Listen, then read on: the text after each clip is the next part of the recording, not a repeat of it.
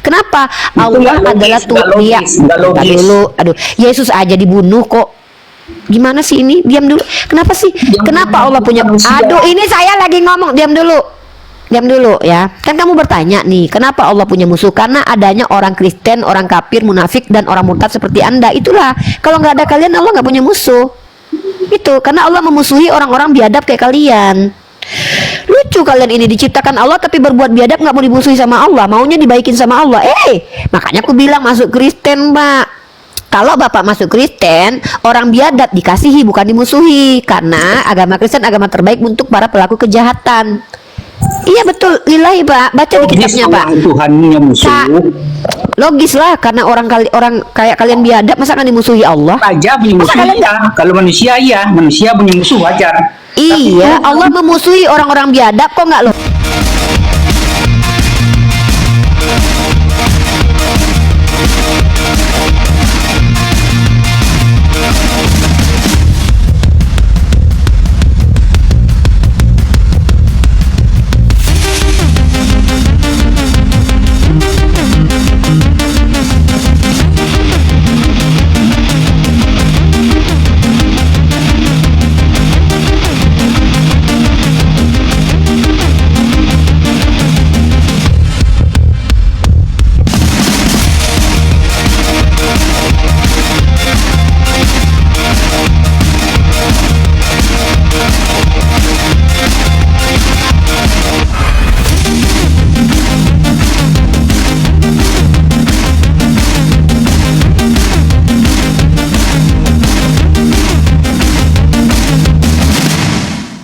Assalamualaikum warahmatullahi wabarakatuh. Alhamdulillah, puji syukur kita panjatkan kehadirat Allah Subhanahu wa Ta'ala. Berjumpa lagi di channel Apis Dakwah, channel yang akan memperlihatkan beragam diskusi dan debat lintas agama antara Islam dan Kristen. Di sini kita akan sama-sama menyimak bagaimana para apologet Islam menjelaskan kebenaran agama Islam dengan dalil dan logika, serta bagaimana pihak Kristen bertanya dan menanggapi keyakinannya. Lewat diskusi dan perdebatan ini, kita tidak hanya menyaksikan adu argumen, tetapi juga belajar memahami perbedaan cara pandang tentang Tuhan, wahyu, dan keselamatan. Nah, dari ini mari kita simak saja videonya sekarang. Nah, dalam kitab Yesaya pasal 6 ayat 6 dikatakan bahwa batu serafim bisa menghapus dosa dengan cara dicium. Itulah kalian kan nggak tahu nih dalilnya nih ya. Kalian kan nggak percaya mencium batu bisa menghapus dosa. Masalahnya di kitab kalian tertulis begitu nih ya. Tetapi seorang daripada serafim itu terbang mendapatkan aku, di tangannya ada bara. Ini batu ya, diterjemahkan bara.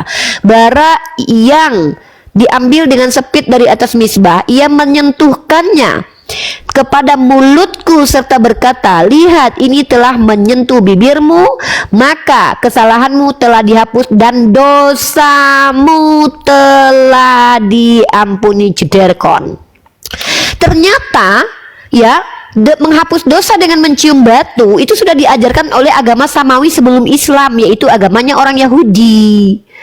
Ternyata Kristen menolak itu karena mereka lebih baik membunuh Tuhan untuk masuk surga ketimbang mengikuti perintah Tuhan dalam perjanjian lama. Mari kita lihat bahwa serafim itu adalah batu ya. Kita lihat di sini batu itu ya. Serafim, kita lihat di sini bara. Bara di sini kita lihat serafim. Serafim. Rizpa. Ternyata Rizpa ini adalah batu, lantai batu. Lantai batu diciumin masuk surga, terhapus dosanya Yesaya.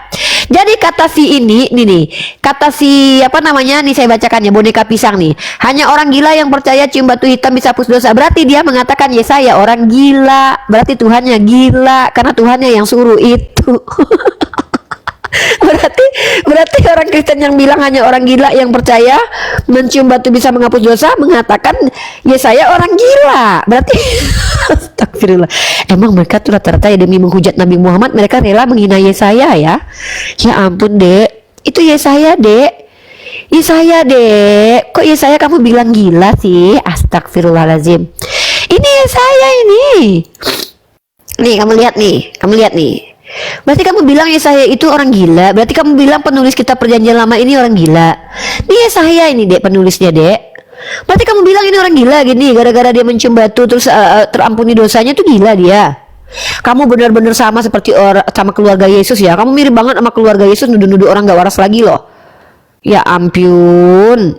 Ya ampun, astagfirullahalazim, na'udzubillah min dzalik. Begitulah kalian ya. Saking kalian ingin banget menghina agama kami sampai-sampai kalian mengatakan Yesaya itu orang gila. Boneka pisang sebenarnya hatinya udah ketar-ketir itu karena tanpa sadar dia telah menuduh Yesaya sebagai orang gila. Karena Yesaya diampuni dosanya karena mencium batu lantai lagi.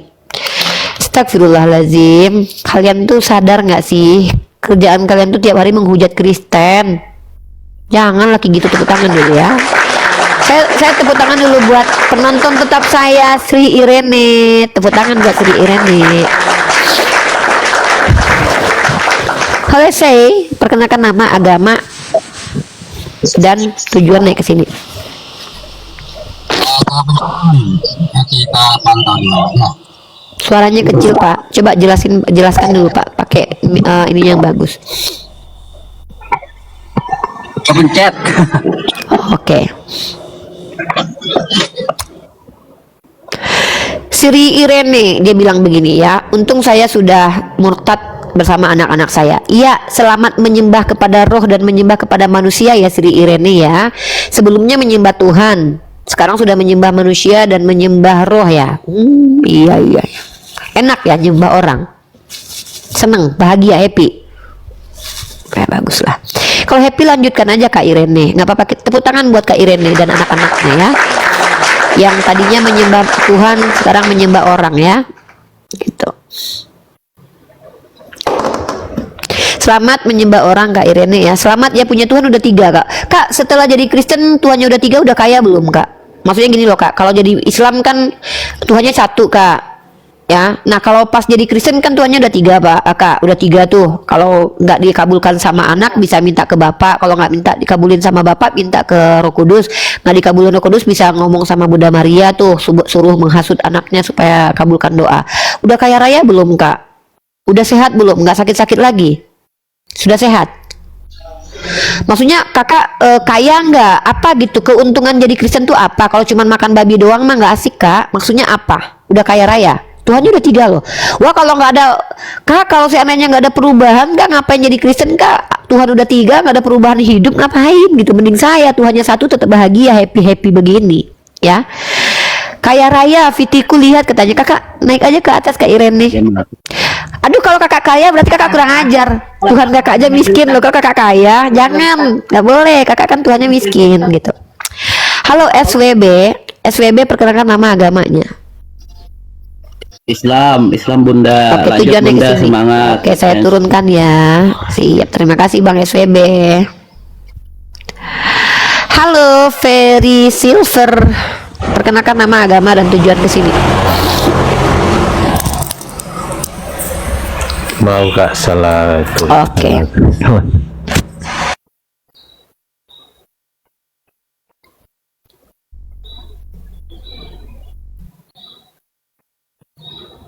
Teman-teman Kristen ingat ya, saya di sini mengedukasi, bukan ngajak berantem. Saya nggak berani berantem sama kalian. Tuhan kalian 3, Tuhan saya cuma 1. Nanti saya dikeroyok. Saya nggak berani berantem dengan saudara Kristen. Tuhan saya cuma 1, Tuhan kalian 3. Kalau saya menang lawan Tuhan kalian yang 3, saya nggak enak. Masa Tuhan saya cuma 1, nggak ada roh Tuhan dalam diri saya bisa ngalahkan kalian dengan Tuhan kalian? Kalau kalian menang, saya nggak terima, saya dikeroyok. Ya jadi saya nggak mau berantem dengan orang Kristen, lillahi ta'ala. Jangan, kita diskusi aja. Saya nggak berani loh, terang-terangan nih, saya jujur nih. Kalian nggak kebayang gitu saya berdebat sama orang Kristen yang ada dalam dirinya adalah Tuhan. Kalau saya menang misalkan ya, nggak enak hati saya, waduh gua ngalahin Tuhan nih. Kalau saya kalah saya nggak terima karena saya dikeroyok, nggak mau saya ya. Kita diskusi aja, jangan berantem ya Dek. Halo Junaidi. Halo, Iya, perkenalkan nama dan agamanya. nama udah ditulis itu. Oke Pak Junaidi, agamanya Pak. Maaf ya, kalau sekarang nih lagi di persimpangan. Oke. Tadinya agamanya apa? Islam. Oke, ya, Oke, kenapa? Alasan keluar dari Islam apa? belum keluar, belum. Oh belum. Kenapa di persimpangan? Apa masalahnya? punya pacar Kristen. Bukan, saya itu Terus? nggak percaya agama lama ini karena dia Tuhannya dari Mekah itu. Di mana dalilnya kalau Tuhan dari Mekah? Coba kasih saya. Kan nggak bisa menunjukkan dalil di sini, saya nggak ada dalil lain. Itu memang ada Tuhan yang negeri Mekah. Ya tunjukin dalilnya dong kalau ada Tuhan dari Ya, Mekah. iya, Tuhan nanti dari saya tunjukin. kalau Tuhan lahir dari Yerusalem ada. Bukan, negeri Kalau Tuhan Mekah. enggak. Iya, Tuhannya tunjukin orang Islamnya dalilnya. negeri Mekah. Tunjukin Ada ayatnya itu, dalilnya. ada. Iya, tunjukin. Mana? Ya, Ini itu loh yang- Pak. Gini loh Pak, Ya. yang ada itu Tuhan dari Galilea, dari Yerusalem, dari Golgota itu ada.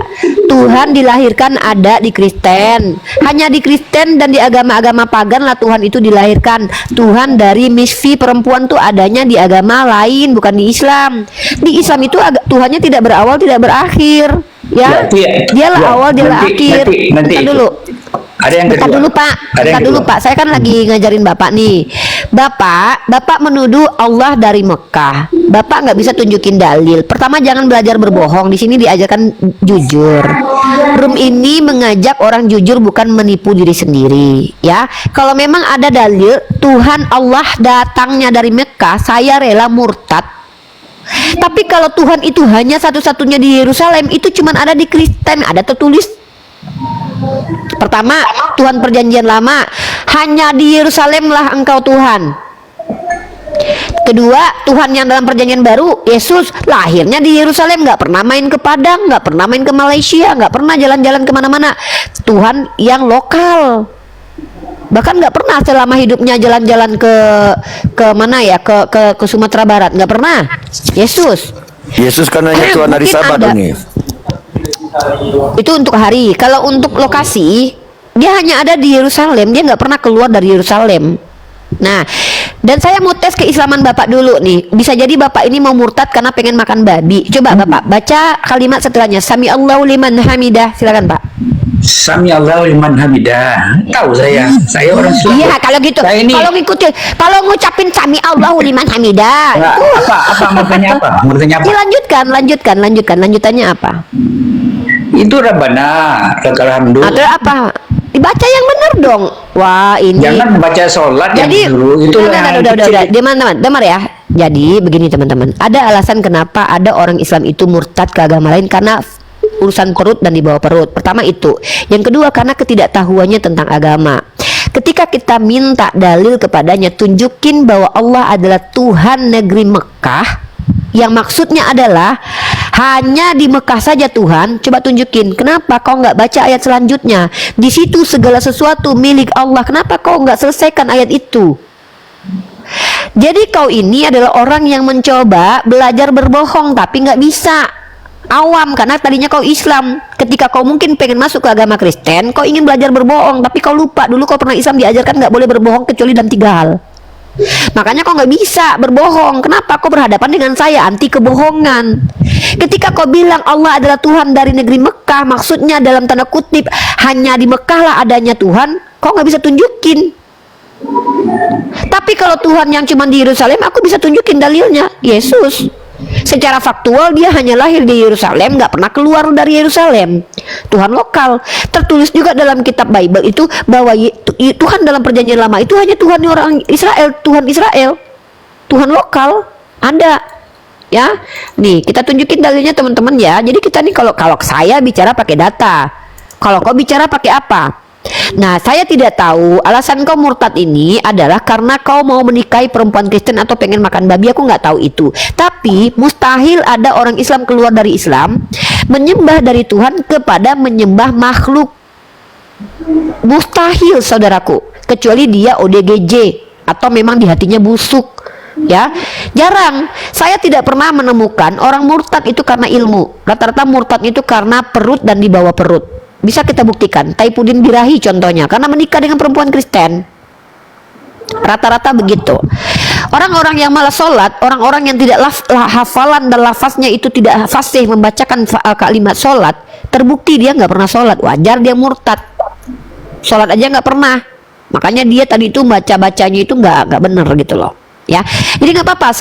Kalau ini saya sarankan buat Junaidi, kalau kamu murtad dari Islam, saran saya kalau ingin selamat tanpa perlu berbuat baik dan sudah berbuat cabul, berbuat dosa, masuk surga, pilih Kristen ya, Dek. Pak Pak Junaidi ya. Saran saya Pak Junaidi ya. Ini saran saya kepada Pak Junaidi, kalau pengen berbuat dosa di dunia bebas, tapi nggak perlu dihakimi, nggak perlu bertanggung jawab dengan dosanya, Bapak jadi Kristen.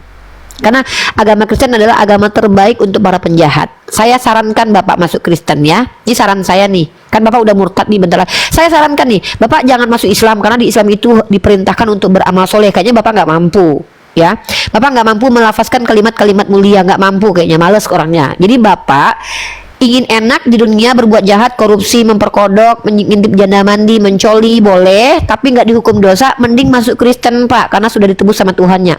Ya, saran saya. Ini kan sebagai orang teman baik nih, kita Janganlah anggap ngomong teman baik sendiri ya. loh. Jangan ngomong sendiri Umi. Ya, saya kan ngajarin Bapak supaya Bapak Iya, coba kasih kesempatan. Pak, sebentar dulu. Saya kan di sini kan kenapa sih orang-orang Tadi ini ngomong lupa terus, ini? kapan dia orang Ya, karena saya mengedukasi. menjawab. Lah Kapan Bapak dia murtad, menjawab? ngapain menjawab? Bapak murtad kok udah Bapak jawab tadi Bapak murtad. Saya memang butuh apa dari Bapak? Orang murtad Rabbana lakal hamdu aja terbata-bata. Apa yang saya tanya? Katanya mau Ya Bapak murtad aja. Gini loh Pak, saya bantuin Bapak memilihkan agama terbaik buat Bapak, orang yang Kapan ngomongnya di terus? ngapain ngomong sama Bapak, ngapain Bapak murtad? Dia menjelaskan yang lain, bukan itu aja. Ya saya cuma satu aja udah tahu kan Bapak nggak bisa Bukan itu tunjukin aja, data. masalah negeri nikah. Loh, satu aja Bapak nggak bisa tunjukin dalil, mau nambah yang lain, masalah Kenapa hidup Tuhan Bapak nggak- aja kok. Tuhan Allah itu punya musuh. Allah punya musuh? Ya karena apa? Allah adalah pemilik segala. Diam dulu. Karena yang memusuhi Allah itu ada, dengar ya. Kalau Allah tidak punya musuh, itu nggak mungkin. Kenapa? Orang seperti Bapak ini adalah musuh Allah. Wajar Allah punya musuh. Kenapa? Allah nggak logis, adalah nggak logis, nggak Bentar logis. dulu. Aduh, Yesus aja dibunuh kok. Gimana sih ini? Diam dulu. Kenapa sih? Kenapa Allah punya? Aduh, ini saya lagi ngomong. Diam dulu. Diam dulu ya. Kan kamu bertanya nih, kenapa Allah punya musuh? Karena adanya orang Kristen, orang kafir, munafik, dan orang murtad seperti Anda. Itulah. Kalau nggak ada kalian, Allah nggak punya musuh. Itu karena Allah memusuhi orang-orang biadab kayak kalian. Lucu kalian ini, diciptakan Allah tapi berbuat biadab, nggak mau dimusuhi sama Allah, maunya dibaikin sama Allah. Makanya aku bilang masuk Kristen, Pak. Kalau Bapak masuk Kristen, orang biadab dikasihi bukan dimusuhi. Karena agama Kristen agama terbaik untuk para pelaku kejahatan. Iya betul, lillahi Pak. Baca di kitabnya Pak. Tuhannya musuh. Logis lah, karena orang kayak kalian biadab, masa kan dimusuhi Allah? Aja punya musuh. kalian Iya. Kalau manusia iya, manusia punya musuh wajar. Iya, Tapi Allah memusuhi orang-orang biadab, kok nggak Nggak logis ada sih? punya musuh. Kok pengennya Allah mengasihi para pelaku kebiadaban? Kau bertuhankan kepada Yesus lah. Dimana di situ orang biadab dikasihi Yesus. Jadi kok akan Itu maha terbukti kan? pengasih penyayang aja, pengasih Iya, penyayang. tapi bukan bodoh. Tuhan itu maha pengasih, bukan bodoh. Diam dulu di bawah aja, ini mengganggu nih ya. Kan aku udah bilang ternyata Bapak ini pengen berlaku biadab, tapi dia nggak mau dimusuhi Tuhan. Ya, sebenarnya Bapak ini nggak mau jadi Islam karena dia dimusuhi sama Allah karena kebiadabannya. Dia nggak mau. Dia maunya ketika dia berbuat maksiat, berbuat jahat, dia mau dikasihi sama Tuhan, bukan dimusuhi Tuhan. Nah inilah teman-temanku, aku bilang Pak Junaidi jadi Kristen aja, karena kalau di Kristen pelaku kejahatan dikasihi Tuhan. Kenapa di Islam itu Tuhannya memusuhi orang jahat? Karena Tuhannya nggak bodoh. Hanya orang bodoh lah yang mengasihi para pemerkodok istri dan anaknya. Hanya orang bodoh dalam pandangan rasional. Kecuali kalian mengaku itu bukan kebodohan, ya sudah. Kan kalian itu kalau penjajah datang, kalian ditampar pipi kiri kasih kanan. Kami bukan. Kami diperintahkan memusuhi orang-orang yang memusuhi agama kami. Karena kami orang-orang yang diperintahkan untuk melindungi diri kami sendiri. Kenapa Allah punya musuh? Karena Bapak Junaidi. Bapak Junaidi inilah yang menjadi asbab Allah punya musuh. Ya, gitu. Kenapa nggak masuk akal? Tuhan mati ditombak aja kata orang Kristen masuk akal. Kenapa Tuhan punya musuh dan dimusuhi kok nggak masuk akal? Aneh.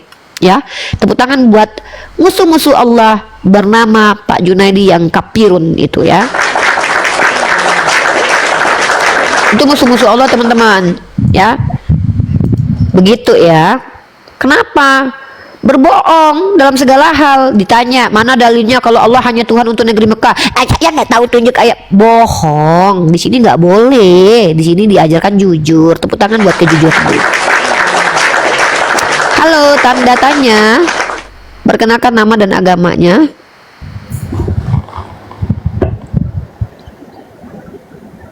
Iya, Oten itu, Oten murtad Kenapa dia tuh nggak terima dimusuhi? Karena dia pengen berbuat maksiat tapi nggak mau dihakimi. Maunya kalau berbuat maksiat dikasih tempat, dikasih fasilitas.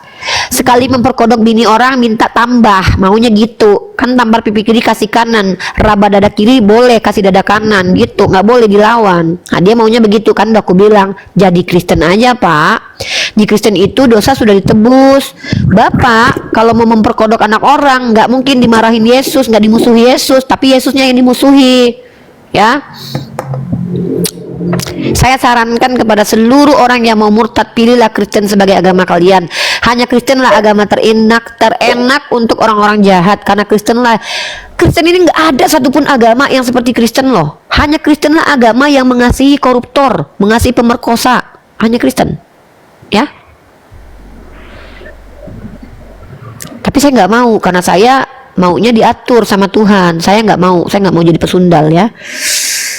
Halo Pak David, perkenalkan nama agama dan tujuan ekonomi saya. Gitu ya. Saya sarankan ini Pak Junaidi dan keluarga ya, kalau tidak mau sholat, berat rasanya mengikuti perintah Allah, berbuat baik, sholat, sedekah, pelit nggak mau sedekah, tidak mau berbuat baik kepada tetangga, kepada istri, betul itu sulit jadi Islam. Maka pilihlah agama yang tepat buat kalian yang malas beribadah tapi pengen masuk surga dengan jalur cepat tanpa perlu berbuat baik dan bebas berlaku jahat. Masuklah Kristen.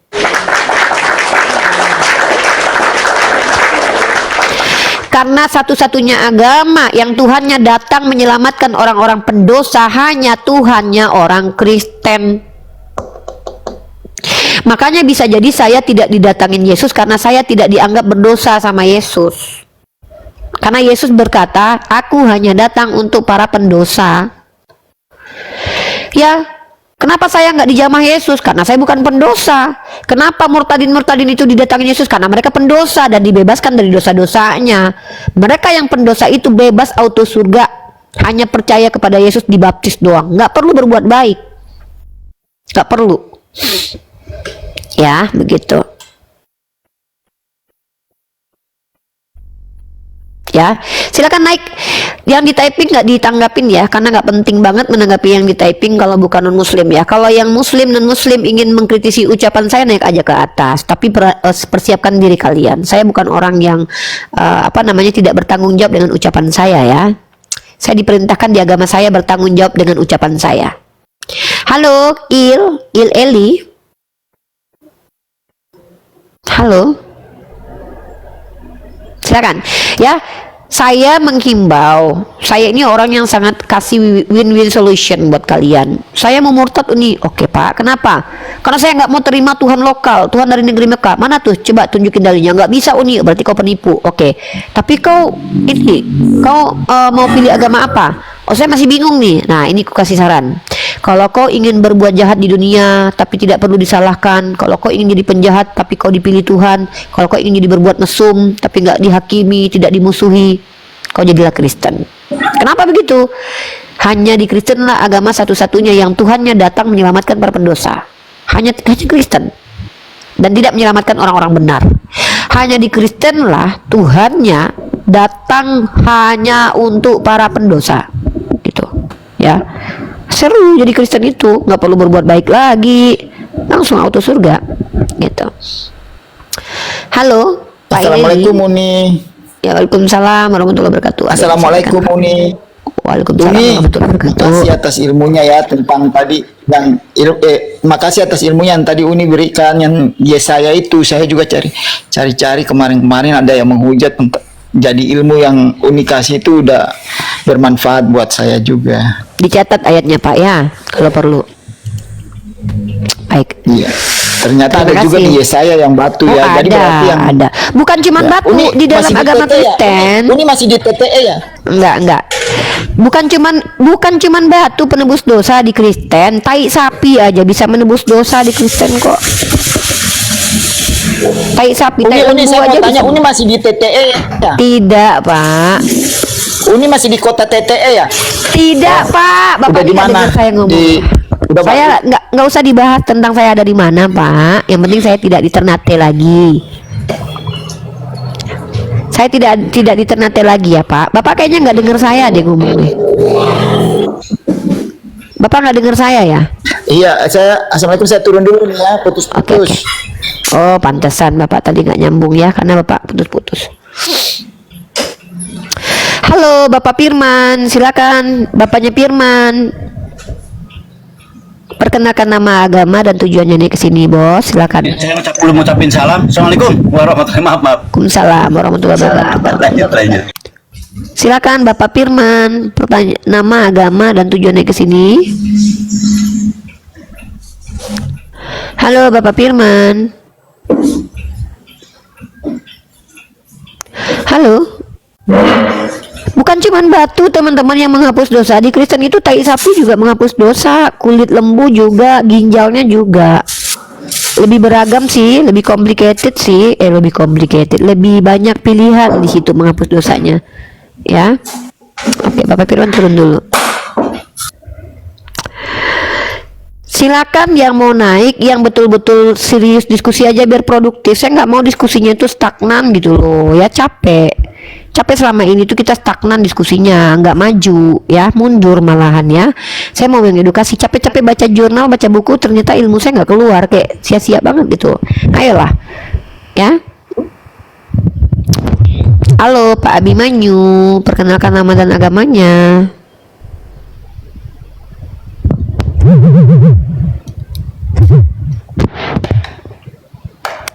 Teman-teman yang Islam ya, ini saya kasih informasi ya. Teman-teman Islam, naik ke koma saya ini jangan bicara pribadi saya, jangan bicara pribadi orang lain ya. Saya kasih kesempatan kalian naik, tapi kalian tidak boleh bicara pribadi saya dan bicara pribadi orang lain. Room ini bukan tempat kita membicarakan orang lain kecuali tokoh dan oknum. Ya, kenapa? Itu kita mengkaji perilakunya. Tapi kalau bicara orang di sini nggak ada kepentingan. Saya nggak mau bicara orang dan bicara tentang diri saya. Ya, seperti itu. Jangan bicara, boleh bicara komunitas asal itu ada pembelajaran di sana yang bisa kita ambil ya. Siap Aki, boleh. Salah pencet ya. Oke,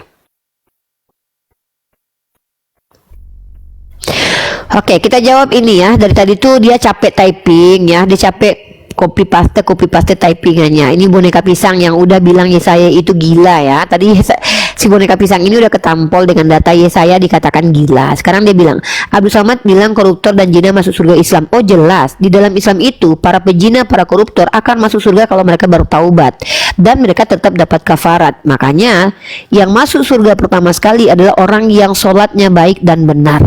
Di dalam Islam begitu, karena syarat masuk surga itu dalam Islam itu ada dua. Pertama beriman dan beramal soleh. Jadi kalau dia adalah koruptor lalu dia bertobat, dia bisa diampuni oleh Allah. Beda di kalian nggak perlu bertobat untuk menjadi lebih baik lagi. Yang penting itu jadi Kristen, ya karena itulah bentuk pertobatan. Jadi kalau kalian misalkannya pemerkodok, pemerkosa, malah dikasihi di dalam agama kalian dan bahkan plus dapat masuk surga asal percaya Yesus. Kan udah dihapus sama Yesus, udah ditembus sama Yesus. Jalurnya jalur singkat gitu. Ibarat kata tuh kayak kalian tau nggak kalau si anaknya mau masuk kerja gitu kan, nggak mau capek-capek gitu, nyogok gitulah, kayak gitulah ya, seperti itulah kurang lebih ya. Karena ini sudah jalurnya jalur orang dalam, pakai orang dalam mereka. Siapa orang dalamnya? Katanya Yesus. Ya, Jack Freemium, silakan pertanyaan kedua. Ya, Pertanyaan ya, kalau saya menjawab, pertanyaan kedua apa? Kalau menjawab itu saya jangan diturunkan Karena kamu ganggu. Kalau kamu ganggu saya turunkan. Saya mau menjawab itu nggak ada gangguan. Kalau kamu sudah menjawab, biar saya tanggapi.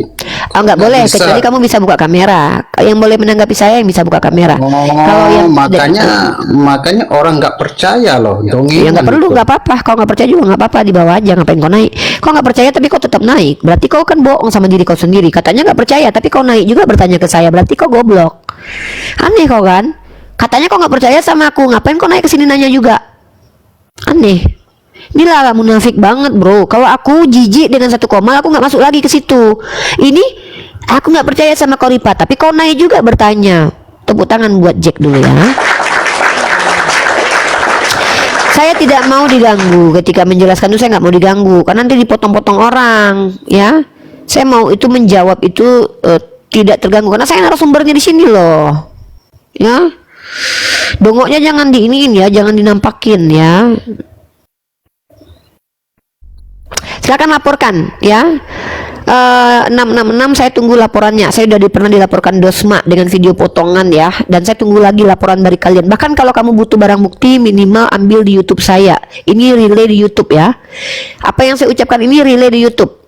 Tolong kalian tunjukkan penistaan saya ketika saya katakan bahwa Kristen agama terbaik untuk para penjahat karena Yesus datang untuk para pendosa. Kalau kalian bilang itu sebuah penistaan, berarti kalian mengatakan Yesus itu penista agama, karena dia yang bilang begitu. Dan memang di dalam agama kalian tidak boleh melawan orang-orang jahat. Di dalam agama kalian jangan melawan orang jahat kepadamu, tetapi apabila ditampar berilah ke pipi kanan. Jadi artinya dalam agama kalian itu para penjahat itu tidak boleh dimusuhi, tidak boleh karena musuh harus dikasihi. Kalau kalian bilang itu penistaan, berarti isi Bible kalian adalah penistaan. Tepuk tangan buat Bible. Saya nggak perlu takut dengan ancaman-ancaman manusia. Ya, kenapa? Kalian adalah penyembah manusia, saya nggak perlu takut. Kalau Tuhan saya Tuhan beneran, kalau Tuhan kalian kan Tuhan manusia. Walaupun Tuhannya udah 3, saya nggak takut. Karena Tuhan kalian pernah mati ditombak sama Hansip Romawi. Jadi saya nggak takut sama sekali sama Yesus. Apa yang harus saya takutkan sama Yesus? Orang di dunia aja ditombak mati, ya, gitu. Sama orang Kristen saya juga nggak takut. Sama sekali saya nggak pernah takut sama orang Kristen. Kenapa? Karena Allah menjamin keselamatan bagi kami yang menyampaikan kebenaran itu. Kalaupun saya mati suatu saat di tangan orang Kristen, berarti saya mati dalam keadaan syahid. Ya, nggak perlu takut dengan saudara Kristen. Ya, takutlah ketika orang Kristen di sini terlihat baik di depan kita, tapi mereka coba untuk memutarbalikkan akidah saudara-saudara kita. Itu perlu saya takuti. Takut kalau orang Kristen berhasil menipu orang Islam. Itu baru saya takut. Tapi kalau untuk membacakan dalil di kitab mereka, saya tidak perlu takut karena itu tertulis. Kalau mau melaporkan kantor polisi, ya hilangkan dulu ayat itu ya. Dalam kitab kalian itu tertulis Yesus datang untuk para pendosa, karena dia tidak datang untuk orang benar.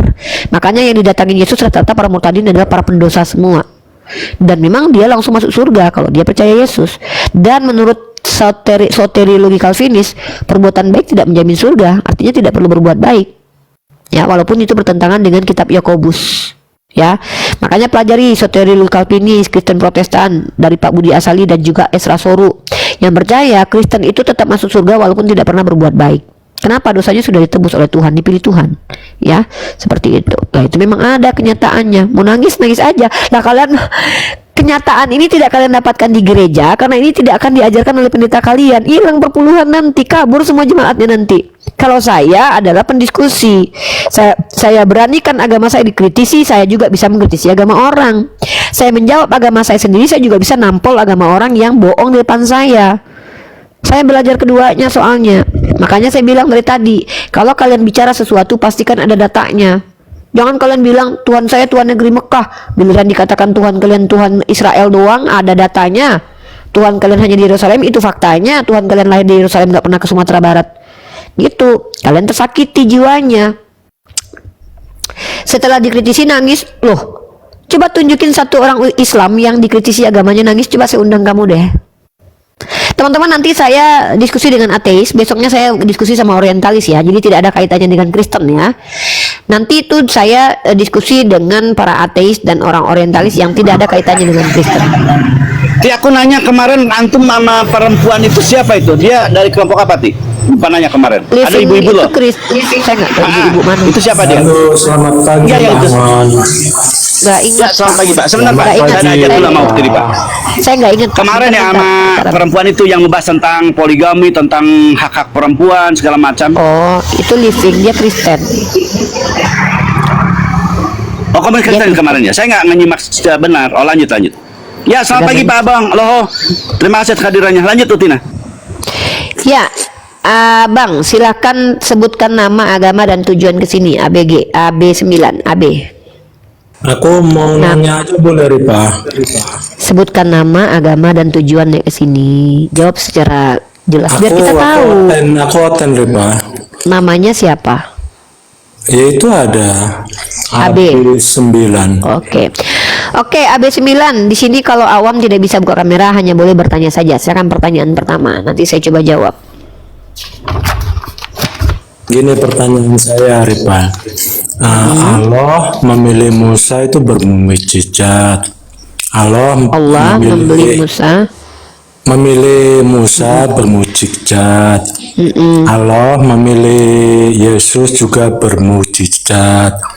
Kenapa Allah memilih Muhammad nggak ada bermujizat?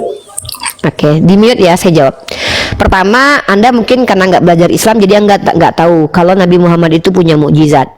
Ya, cuman kalaupun kami kasih tahu, kalian kan nggak percaya. Bahkan saking lebih banyak mukjizat Nabi Muhammad dibanding Yesus, nih ya. Ini ada sebuah buku, nih.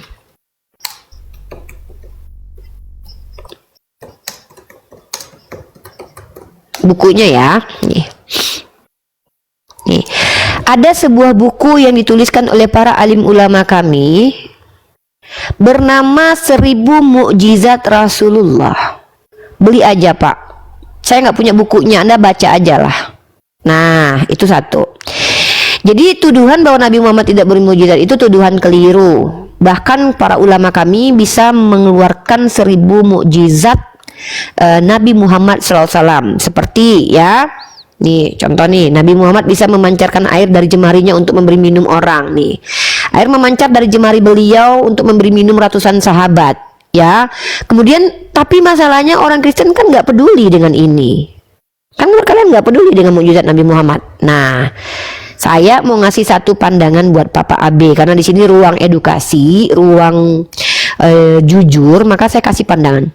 Sebenarnya gini Pak, kalau Nabi Muhammad dituduh tidak bermukjizat itu aneh. Kenapa? Kok bisa ratusan orang bertahan bersama beliau waktu melawan ribuan orang? Berarti keyakinan, kenapa orang ini bisa yakin kepada Nabi Muhammad sementara kalian tuduh Nabi kami tidak bermukjizat? Secara rasional pastilah orang-orang yang 100 orang ini yang berani melawan ribuan orang ketika berperang dikuatkan hatinya karena mereka percaya kepada Nabi kami. Pasti mereka melihat sesuatu dari diri Nabi kami, ini rasionalnya. Tapi anehnya adalah ketika Tuhan kalian konon katanya bisa menghidupkan orang mati, menghardik badai. Lucunya ketika dia ditangkap Hansip Romawi cuman 12 doang muridnya kabur semuanya. Katanya udah pernah melihat Yesus menghidupkan orang mati. Kok nggak percaya sama Yesus bisa membela diri dan membela mereka, malah kabur? Ada ketidakpercayaan di situ. Jadi ternyata mukjizat yang dilakukan oleh Yesus itu tidak ada gunanya sama sekali untuk murid-muridnya, untuk Bani Israel, untuk alam semesta, dan untuk Yesus sendiri. Walaupun Yesus bisa menghidupkan orang mati, tapi dia perlu 3 hari dibangkitkan oleh Tuhan saya, yaitu Allah. Jadi apa gunanya gitu loh menghidupkan orang mati, bangkit dari kematian kalau itu semua dilakukan oleh Tuhan yang mengutus dia. Dan bahkan itu jawaban kedua. Jawaban ketiga, yang menarik dari argumen saudara Kristen kita membicarakan tentang mukjizat Nabi. Saya bingung ini Pak, siapa yang berdusta di antara penulis kitab Bapak nih? Kata Yesus, ya. Dia tidak pernah bermukjizat, kata Yesus loh. Ya, kata Yesus loh ya. Ini bukan kata saya. Kata Yesus dia tidak pernah bermukjizat. Di Matius 12 nomor 39. Ini Yesus sendiri yang bilang nih. Kata Yesus loh ya. Tetapi jawabnya kepada mereka, angkatan yang jahat dan tidak setia ini menuntut suatu tanda. Ini tanda ini bahasa Yunaninya apa ya? Kita lihat. Nih, ternyata semeion artinya adalah tanda-tanda mukjizat. Jadi ketika angkatan jahat menuntut suatu tanda kepada Yesus, apa jawaban Yesus? Angkatan yang jahat dan tidak setia ini menuntut suatu tanda, tetapi kepada mereka tidak akan diberikan tanda selain tanda Nabi Yunus. Ternyata satu-satunya mukjizat yang dilihat oleh manusia menurut Yesus adalah dia tidak mati di dalam perut bumi, sama persis seperti Nabi Yunus yang tidak mati di dalam perut ikan paus. Lah kok bisa-bisanya kalian Kristen mengklaim bahwa Yesus itu hebat lah, inilah itulah. Wong dia sendiri aja mengakui dia tidak memperlihatkan tanda-tanda kehebatannya kepada angkatan jahat yang tidak setia itu. Lagi pula ini juga menjadi jawaban kenapa kalian tersesat. kalian percaya kepada murid-murid Yesus yang Yesus katakan sebagai orang tidak setia. Sementara sahabat-sahabat Rasulullah adalah orang yang setia. Jadi tuduhan bahwa Nabi Muhammad tidak bermukjizat itu dibantahkan dengan para ulama yang mampu menunjukkan 1000 mukjizat Nabi Muhammad.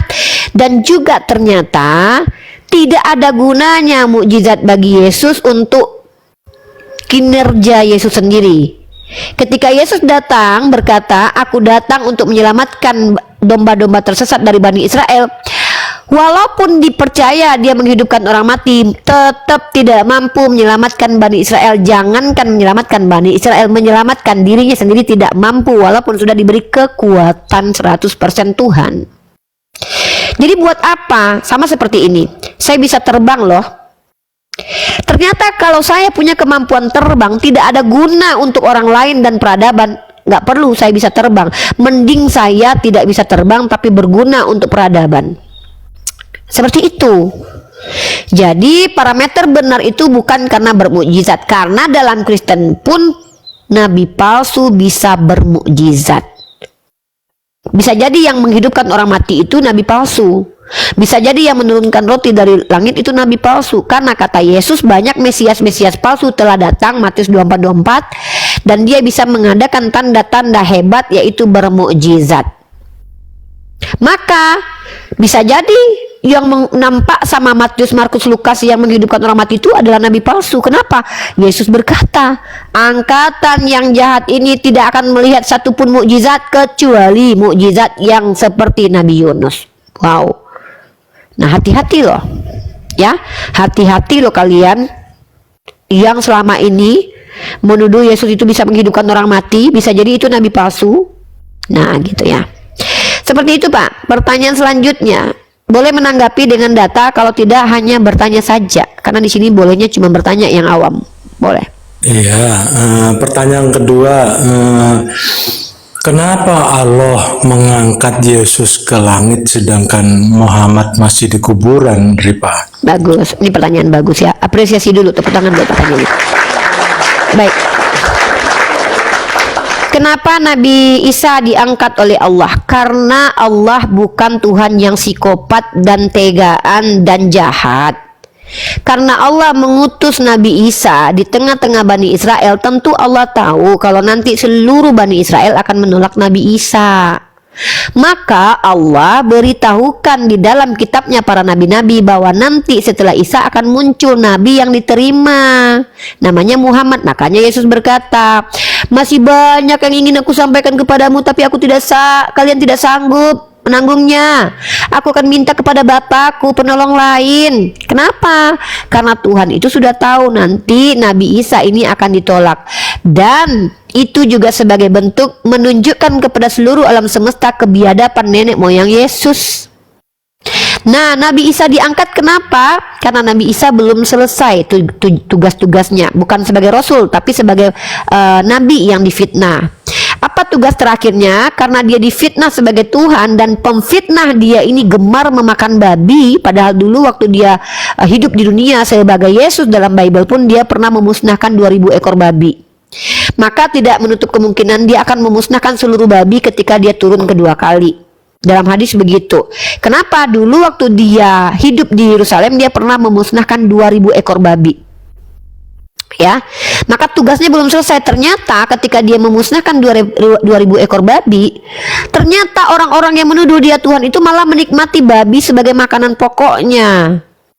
Maka Allah tetapkan bagi dia untuk memusnahkan babi dan mematahkan salib. Kenapa dipatahkan salib? Kalau itu merujuk kepada Yesus, banyak kemungkinan. Kenapa Yesus bisa mematahkan salib? Karena mungkin dia trauma waktu itu, dia disakiti di tiang salib. Ya, jadi wajar dia benci sama salib. Gak mungkin lah Yesus suka sama salib, orang dia disalib. Ada aja gitu, kalian dicelurit terus kalian bangga-banggain celurit. Aduh, celuritku sayang, celuritku sayang. Gak mungkin dong. Nah, jadi wajarlah nanti Nabi Isa itu mematahkan salib. Kenapa Nabi Isa itu benci? Bisa jadi karena salib itulah yang menjadi alasan orang-orang Kristen percaya Tuhan mati di tiang salib lalu menebus dosa. Itu kan sebuah kebohongan yang dia adakan dalam pandangan Islam, itu kan sebuah kebohongan itu. Karena Tuhan sendiri benci dengan penumpahan darah, apalagi nabinya. Kalau Tuhan benci dengan penumpahan darah, tentulah nabinya juga benci dengan orang yang menumpahkan darah. Tiba-tiba di Kristen salib jadi simbol agama. Kan ngeri itu, senjata tajam jadi simbol agama. Ripa, kalau Tuhan membenci Belum dulu, selesai pertumpahan dulu. darah, Bentar dulu. Saya kan belum selesai. Yang mengatakan Tuhan benci penumpahan darah itu di dalam kitab Perjanjian Lama, bukan Tuhan yang dalam Al-Quran. Kalau Tuhan dalam Al-Quran itu membenci kezoliman, bukan cuma penumpahan darah saja, membenci ya seluruh kezoliman. kenapa Muhammad berperang sampai 33 kali? Itu kan menumpahkan darah, Ripa. Oke, darah siapa yang ditumpahkan Nabi Muhammad? Sebutkan namanya. Ya orang-orang yang nggak bersalah lah. Siapa nama satu orang tidak bersalah yang dibunuh Nabi Muhammad? Ya prajurit-prajurit itu kan nggak Lagi-lagi bersalah. ngasal.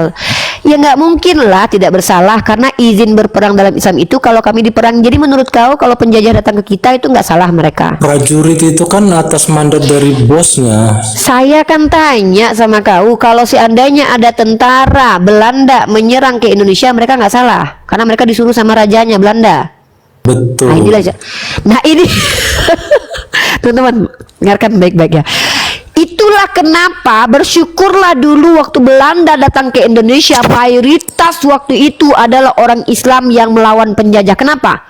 Kalau Kristen pemikirannya seperti abang kita ini, tidak akan ada perlawanan karena mereka menganggap tentara Belanda yang datang ke sini menyerang itu tidak bersalah karena mengikuti perintah majikannya. Mereka nggak salah, ya. Ketika mereka menjajah negara manapun, mereka tidak salah. Inilah cara berpikirnya saudara kita Kristen. Kenapa? Kan saya sudah bilang tadi, kalau menjadi seorang penjahat itu tidak akan pernah disalahkan di Kristen, karena yang salah adalah kalau nggak Tuhannya, kalau nggak iblis, kalau nggak majikannya yang salah. Nggak pernah kalian Prajurit salah. sama penjahat Bentar beda, dulu, Ripa. dengar dulu lah. Saya kan belum selesai. Prajurit Belanda datang menjajah negara kita, menurut saudara kita ini tidak boleh dilawan karena dia tidak salah. Itu kan karena perintah bos, Ripa. Iya, jadi ketika ada seorang bos memerintahkan kau diperkosa istrimu, berarti dia tidak salah. Waduh, parah ini, ampun. Jadi teman-teman, dia sendiri ketawa teman-teman. Jadi menurut abang kita ini kalau ada seorang prajurit, bentar. Dengar teman-teman ya. Jadi menurut abang kita ini, kalau ada seorang prajurit diperintahkan memperkodok istrinya dia, prajurit itu tidak salah, yang salah hanya bosnya. Itu. Nauzubillahi min zalik ya. Ini berperang Maaf. apa memperkaos, Ripa? Iya, kalau diperintahkan berperang, apapun Berperang sama alasannya kan tidak memperkaos salah. itu beda, Ripa. Iya, saya kan tanyanya itu. Kalau ada seorang majikan memerintahkan Berperang apanya? sama memperkaos Iya, beda, diam dulu Ripa. lah. Aduh, saya nih. Saya tanya sekali lagi nih, kalau ada seorang majikan memerintahkan pegawainya untuk memperkodok istri Anda, dia salah atau Berperang, tidak? Ripa, berperang. Iya, yang saya tanyakan ini, kalau ada seorang letnan memerintahkan tentaranya memperkaos istrimu, yang memperkaos istrimu itu salah atau tidak? Berperang, Ripa. Astagfirullahaladzim. Ini kenapa sih?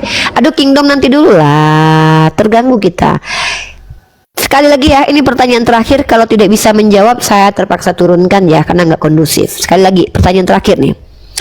Kalau ada seorang letnan memerintahkan komandan, memerintahkan perwiranya untuk memperkaos istrimu, apakah dia salah?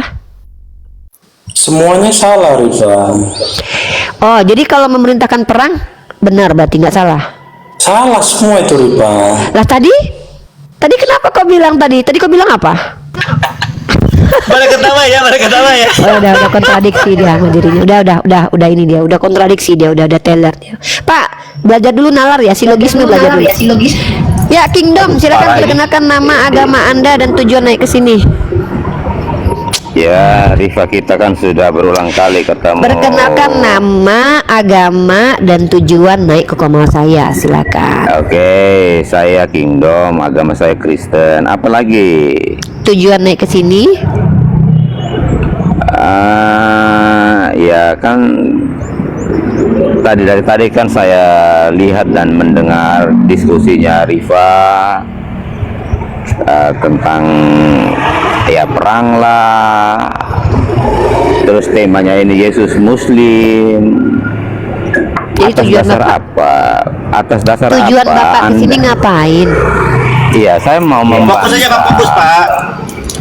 Saya mau membantah temamu Membantah. ini. Oke, sudah tahu saya. Oke, Pak, Oke. di room ini yang boleh membantah saya adalah orang yang kapabilitasnya ada, karena saya tidak mau memberi peluang kepada orang awam. Ini dulu Pak, noise Pak. Saya tidak memberikan peluang kepada orang awam untuk bicara banyak di room ini, karena yang bertanggung jawab terhadap room ini adalah saya. Kalau Anda ingin membantah saya, wajib buka kamera dan pakai data. Membantahnya pakai dalil, bukan pakai congortologi. Kalau Bapak bisa, silakan buka kamera, siapkan data. Saya kasih waktu 5 menit untuk Anda mencari data agar membantah saya. Nanti saya kasih 2 menit bicara di awal prolog. Oke, sebelum saya open cam, yang comormologi dan juga cocokmologi Saya itu tidak siapa? saya tidak butuh penilaian orang Enggak. Kristen. Saya butuhnya Karena Kristen tadi di sini. Anda berkata seorang penolong. Telinga tolong dikondusifkan. Mohon dengan sangat, telinga tolong dikondusifkan. Kalau ingin membantah saya, syaratnya 2. Pertama, buka kamera. Kedua, bantah pakai data. Saya nggak ada waktu Pak untuk dibuang-buang. Silakan. Dan saya sudah kasih Anda waktu. Saya kasih Anda waktu 5 menit untuk cari data dulu. Siapkan mental, buka kamera dulu menghadapi saya. Saya kasih waktu 5 menit. Baru naik ke atas. Nanti setelah sudah ready semuanya, data sudah terkumpul, kamera sudah bisa dibuka, saya kasih prolog 2 menit. Nanti saya kasih kitab TikTok 2 menit, 2 menit. Saya kasih hak kok. Dari setiap perbedaan pandangan, kita belajar bahwa kebenaran tidak selalu lahir dari siapa yang paling keras berbicara, tetapi siapa yang paling jujur. Semoga diskusi ini mengajarkan kita untuk tidak mudah menilai, tetapi berani memahami. Karena sejatinya perdebatan lintas agama bukan sekedar adu argumen, melainkan perjalanan panjang untuk mengenal Tuhan dengan cara yang bijak. Jika menurutmu ada hal yang menarik atau mungkin berbeda dari keyakinanmu, tulis pendapatmu di kolom komentar dengan santun. Terima kasih sudah menyimak sampai habis. Sampai ketemu lagi dan nantikan video debat dan diskusi para apologet Islam selanjutnya. Assalamualaikum warahmatullahi wabarakatuh.